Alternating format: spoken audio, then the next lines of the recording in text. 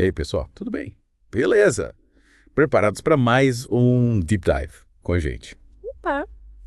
Hoje, a gente vai se aprofundar num tema que eu acho que todo mundo, em algum momento da vida, já parou para pensar, né? A origem do mal. De onde vem? Por que que existe? E a gente vai usar como base para esse mergulho o artigo Há um inimigo que fez isso, compreendendo a origem do mal. Boa.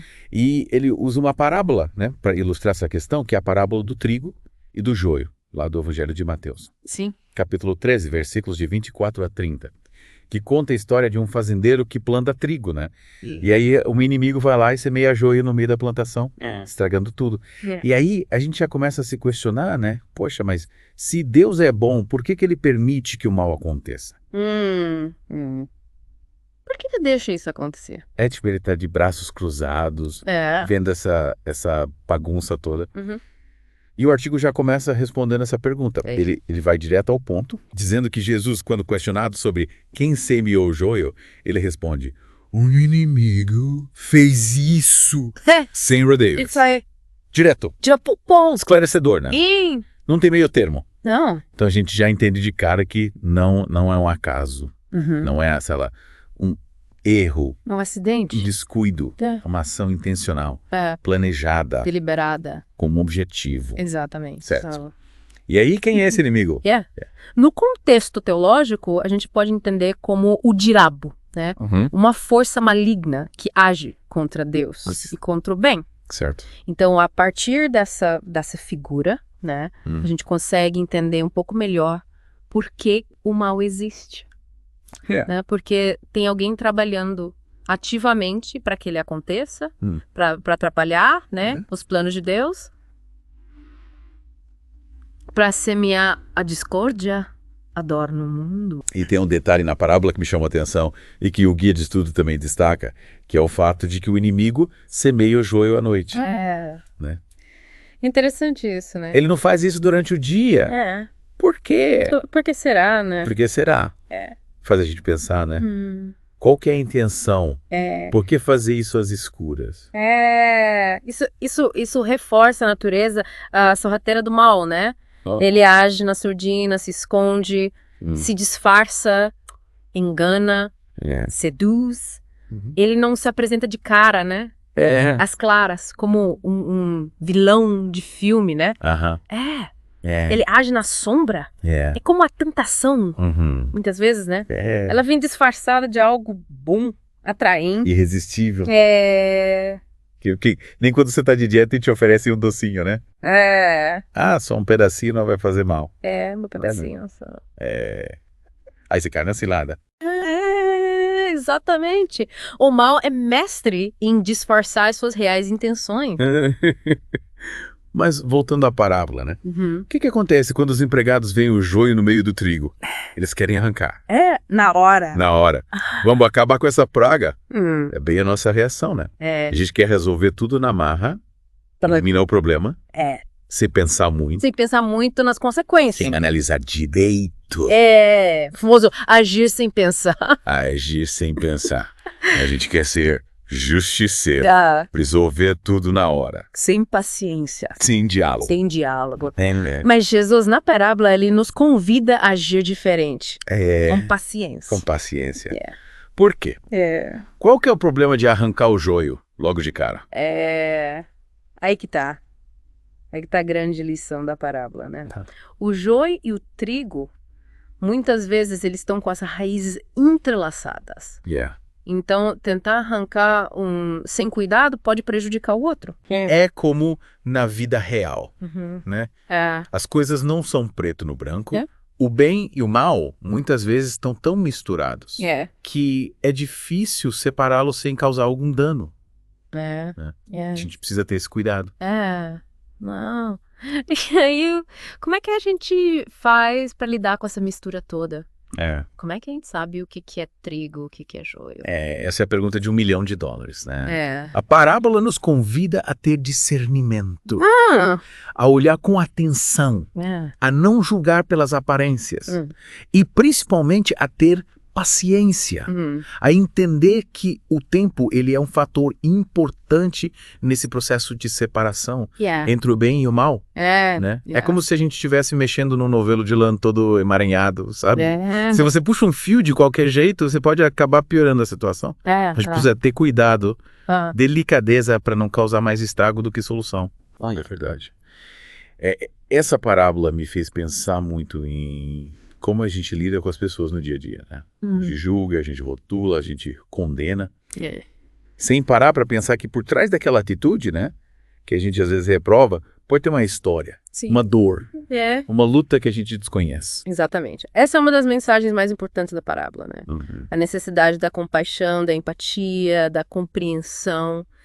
Jesus nos convida a olhar para o outro com os olhos do amor, entender que todos nós somos falhos, imperfeitos, e que a gente precisa uns dos outros para crescer, para evoluir. É verdade. Mas aí a gente esbarra num outro problema, né? Quando a gente precisa ter paciência com o mal, será que a gente não está sendo coniventes com injustiça? Tipo, a gente cruza os braços e deixa o mal acontecer. Calma. Não é bem assim. A paciência que a parábola nos ensina não é sinônimo de passividade. É diferente de se omitir diante do mal, sabe? Fechar os olhos para a injustiça. Certo? É mais uma questão de saber o momento certo de agir.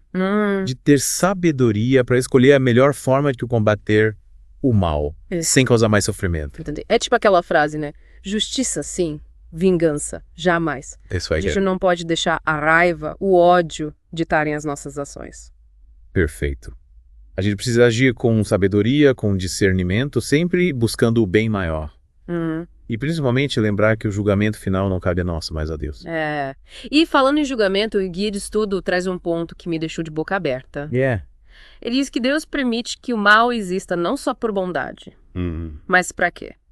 Para que no final das contas a sua justiça e o seu amor sejam revelados em toda a sua plenitude. Essa eu não entendi. Como assim o mal serve para mostrar o bem? É um conceito complexo, mas é fascinante. Pensa assim, se Deus eliminasse o mal logo de cara, né? Como a gente queria na parábola, né? A gente nunca teria a oportunidade de experimentar a verdadeira dimensão da sua bondade, do seu perdão, da sua misericórdia. É tipo, a gente só dá valor à luz quando conhece a escuridão, né? Exatamente. A experiência do mal, por mais dolorosa que seja, ela nos permite reconhecer a grandeza do bem. A beleza do amor, a força do perdão. É como se a gente precisasse provar do amargo para saborear o doce com mais intensidade. É verdade. E no final das contas, quem está mal é o próprio mal, né? Porque ele acaba servindo de trampolim para revelar a glória de Deus. É isso aí. E parábola nos garante, né? Que o mal não tem a última palavra. No final, o bem vai triunfar. A justiça vai prevalecer, o amor vai vencer. E essa certeza nos dá força para continuar lutando, para não desanimar diante das dificuldades, para ter esperança num futuro melhor. É verdade.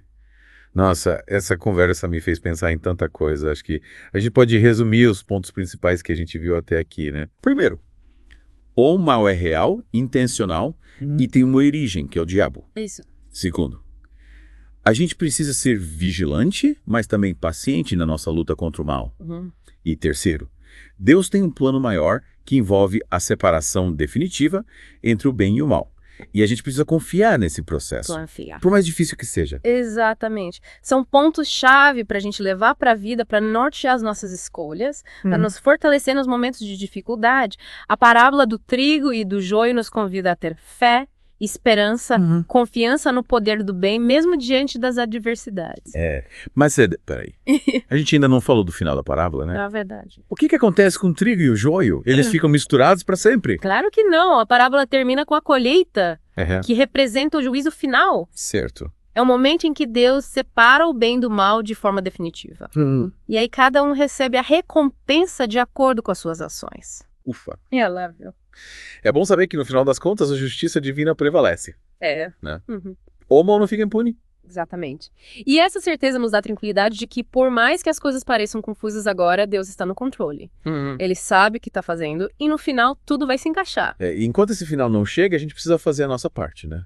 Combater o mal, semear o bem, construir um mundo melhor. Com certeza.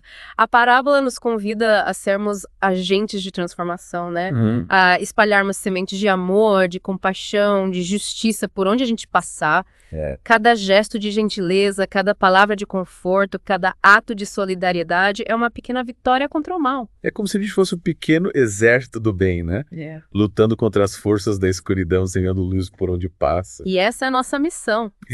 Mas ainda temos muito que conversar sobre esse tema. É verdade. E é por isso que a gente vai estar logo depois do intervalo para finalizar nosso Deep Dive. É isso aí, pessoal. Fica ligado. Voltamos, pessoal, para finalizar nosso Deep Dive sobre a origem do mal.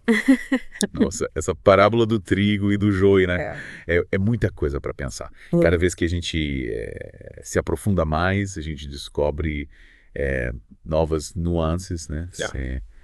E para a gente finalizar essa nossa conversa, eu queria voltar naquele ponto que a gente estava discutindo sobre a paciência, né? A gente falou sobre a importância de não julgar, de não agir precipitadamente, de ter compaixão pelo outro. Mas como que a gente coloca isso em prática no dia a dia? Né? A gente vive num mundo tão corrido, tão cheio de problemas, né? Que às vezes é difícil a gente ter essa serenidade, né? Para ter essa postura que a parábola nos ensina. A gente vive, né? A gente vive apagando incêndio, um problema atrás do outro. E aí, como ter essa paciência? É difícil parar para pensar, né? Para analisar a situação, para ter aquela postura que a parábola nos ensina. E aí, a gente tem que se lembrar daquela imagem, né? Do trigo e do joio com as raízes entrelaçadas. Na vida real, as coisas não são tão simples quanto a gente gostaria.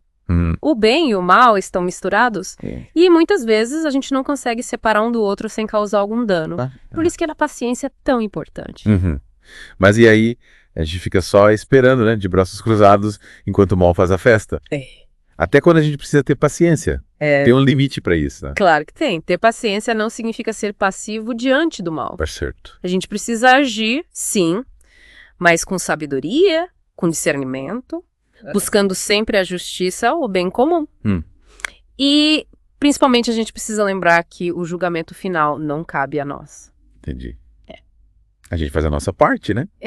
Luta contra o mal da melhor forma que a gente puder, mas deixa o veredito final nas mãos de Deus. Isso aí. A gente precisa confiar que Deus está no controle, né? Que Ele tem um plano maior.